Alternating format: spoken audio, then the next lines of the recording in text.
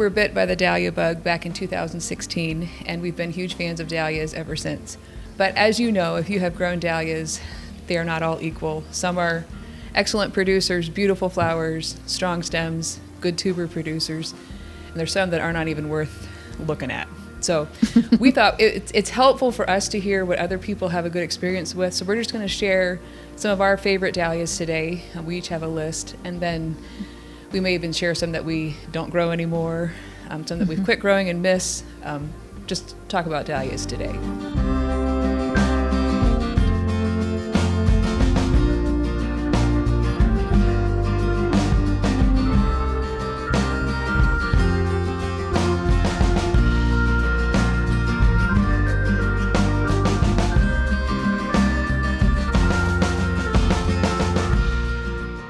So one thing we learned pretty quickly is that not all dahlias are created equal. You can see a beautiful picture of an armload of a certain kind, and you'll be like, I gotta grow that.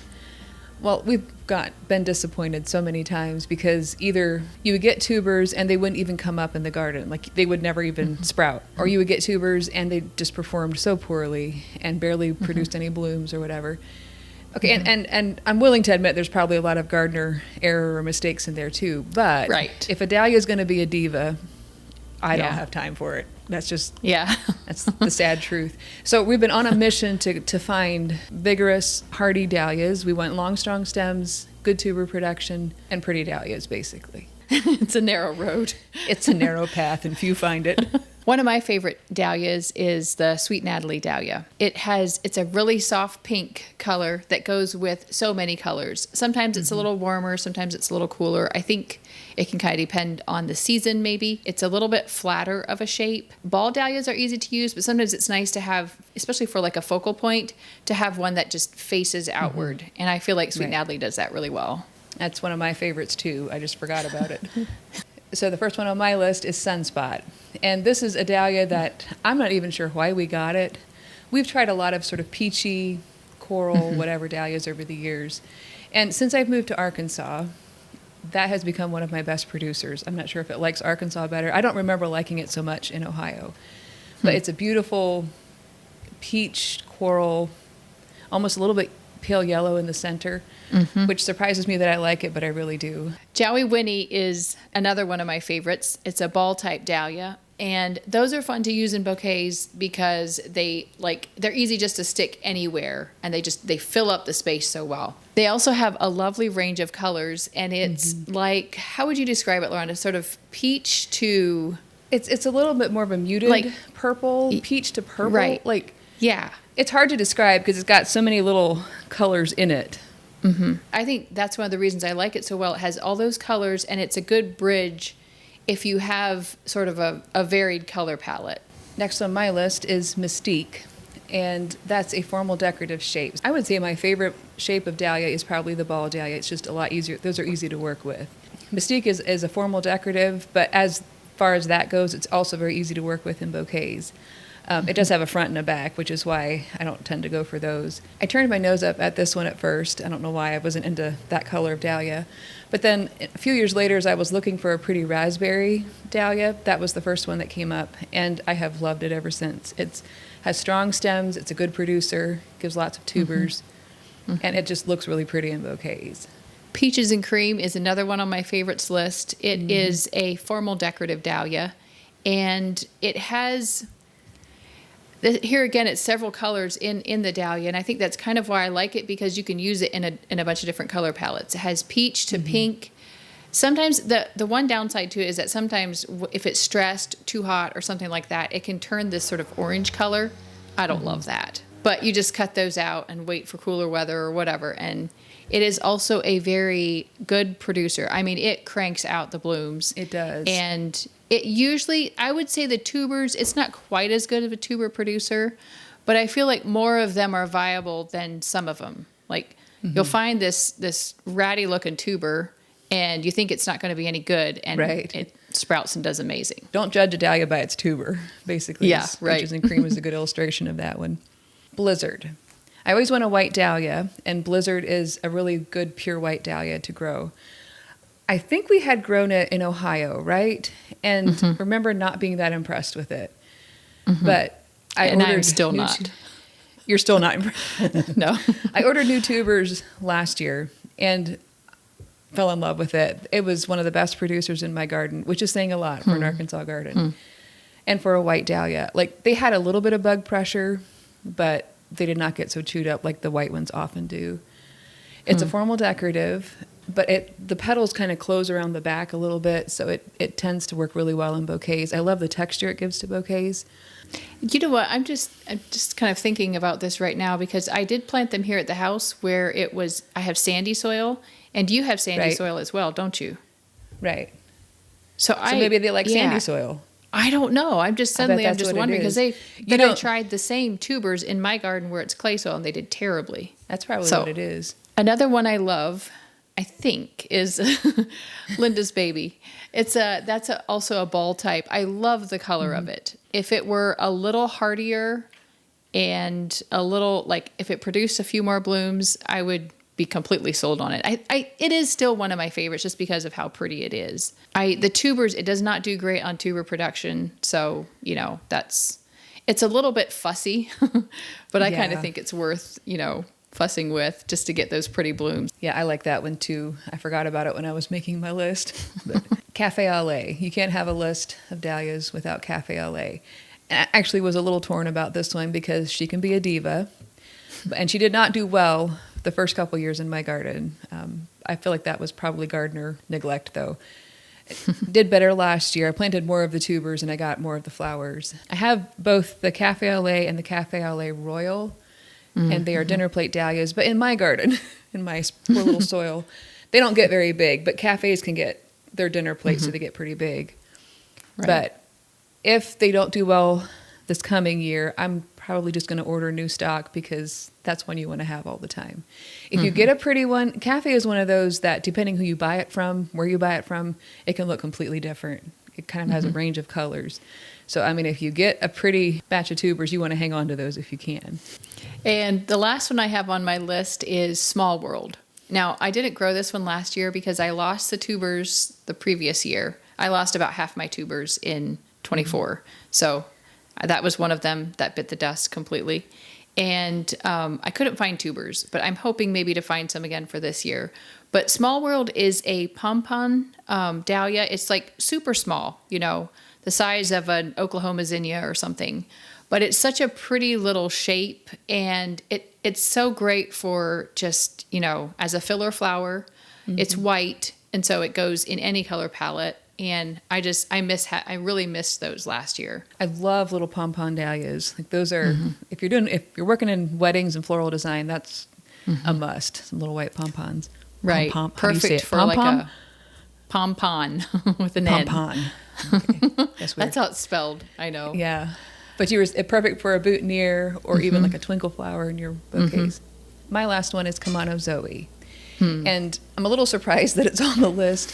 It's an old one. I think that's one of the first ones we got because we were all into blush and burgundy. We were trying to get all the blush and the different shapes and shades back in the beginning. Right. Yeah. I remember kind of falling out of love with it in Ohio, but it has survived the move to Arkansas. It was an excellent producer last year when a lot of them have bit the dust. I would say at least half of the ones that I've brought to Arkansas have not made it. So she's not a diva. And I don't think she is anyhow. So it's a pretty blush ball dahlia, which is something you can always use. I remember it being a very vigorous dahlia, producing good tubers and long stems. Is that true, or is that different? Yeah, in Arkansas. Yeah. I'm not sure about the tuber production, but I know that the stems are strong, which is just so many of the dahlias I've brought have had a lot of issues with stem strength and length, and she rose above the crowd. So she's on my favorite list. So let's talk about some of the dahlias now that didn't make the list. Like, we've grown them in the past, and we have either quit growing them.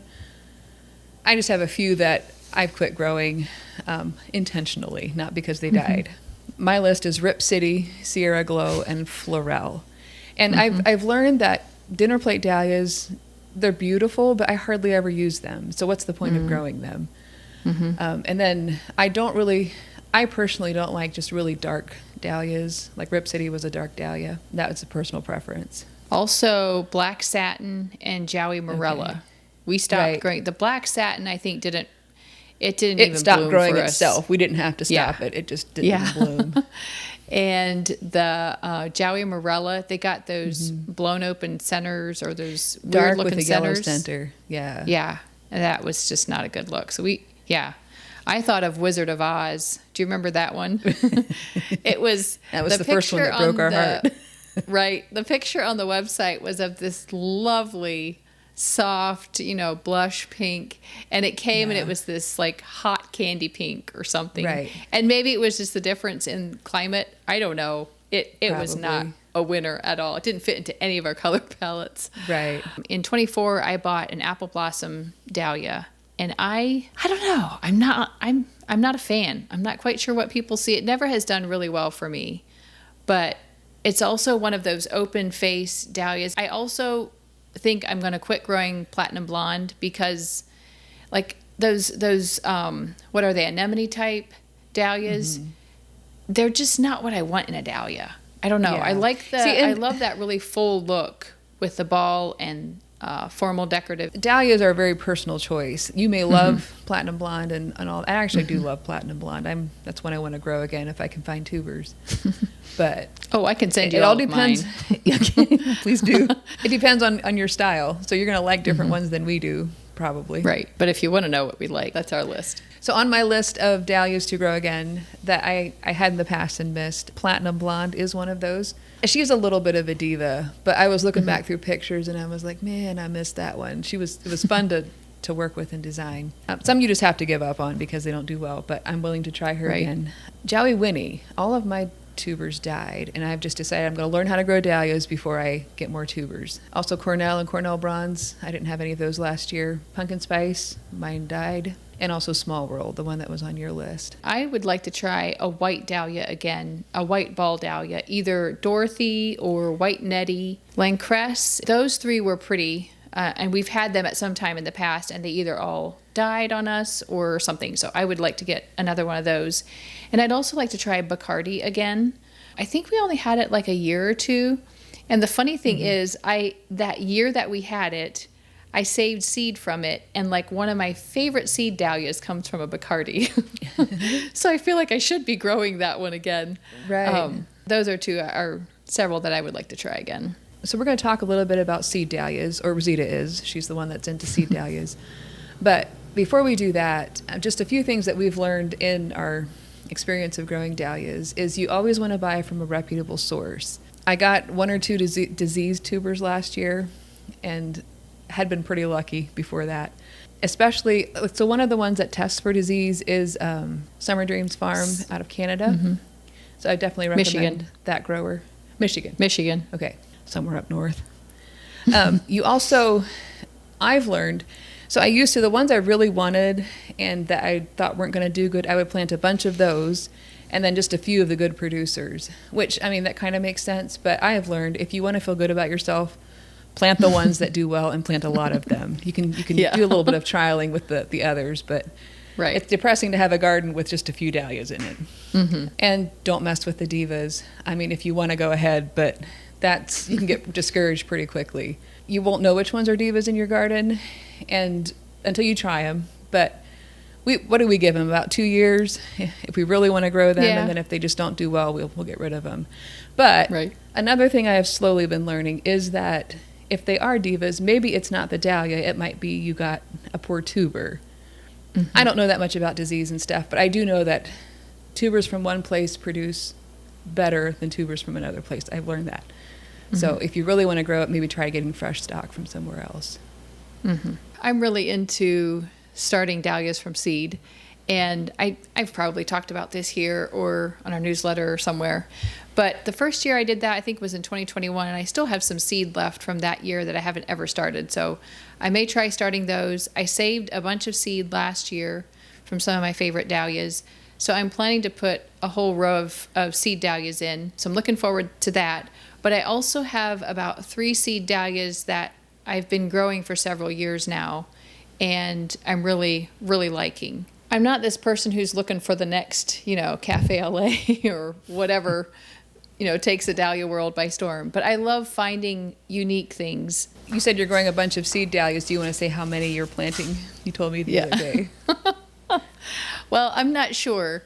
I told you the other day that I'm going to plant 90 or more, but Yeah.